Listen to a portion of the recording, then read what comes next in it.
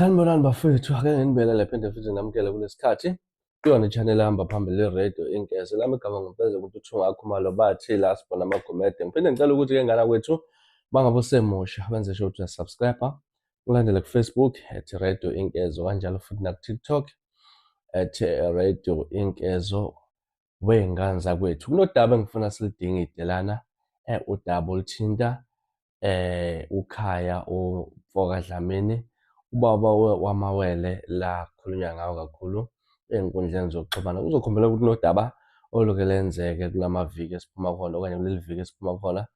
Kuney'ngane ezike zathi ukuthikamezeka kweliftini laphana ezingamawele yakwaDlamini-ke eyodwa bekade ifihla nje kuleli sonto esiphuma kulo, kubekwa ukuthi ishonile-ke kodwa le yodwa isimo sayo asikho sihle neze esibhedlela. Izolo bekunombhikisho obukhona eThekwini, i-Justice for Dlamini Twins laphana okade uqhubeka endaweni yaseThekwini-ke laphana kudelekwa-ke kuyofikwa laphana-ke emaflethini lakwa-home laphana eThekwini-ke laphana. Kodwa-ke kuye kwakhuluma kuthiwa kukhala ngokuthi-ke badinga i-footage-ke laphana, bafuna ukubona ukuthi-ke ikuphi okwenzeka laphana kuze kugcine-ke iy'ngane seziphuma eliftini. Nokho-ke i-footage ayikatholakali, kodwa-ke sike sabona laphana insizwa yena uKhaya Mfoka Dlamini okuyena ubaba lezi ngane update-ile ekhasini lakhe ku-Facebook ukuthi laphana ube nomhlangano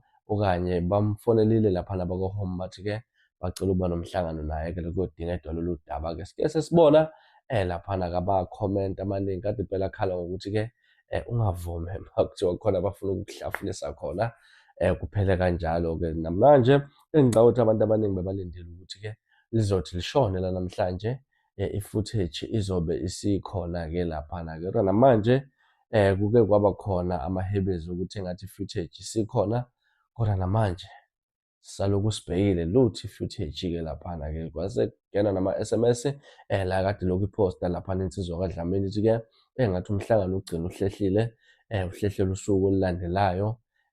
Asazi ukuthi ngasiphi isizathu-ke, kodwa nje nawo lokhu update enjalo ukuthi-ke kunabantu abazama ukuthi-ke omunye kuyomsendela incwadi wasemnika i-hard copy laphana ukuthi-ke wasembuza ukuthi uthunywe ubani, wangaba nayo impendulo ukuthi yena ubani umuntu omnike leyo ncwadi. Kodwa-ke siloku silinde njalo iy'ndaba zama-footage. Asazi noma kusahamba kahle kwey'ngane zakwethu noma-ke njengoba abantu abaningi bakhala ngokuthi-ke insizwa ingavumi ukuthi bayihlafunise-ke laphana-ke bese kuthuleka kanjalo. Angazi mina ukuthi mhlawumbe ulibona kanjani lolu daba, njengoba manje kubonakala isikhathi siyahamba, kodwa-ke angicabangi ukuthi iy'ndaba zama-footage, iy'ndaba izinto esezingaze zithathe iy'nsuku ey'ngaka.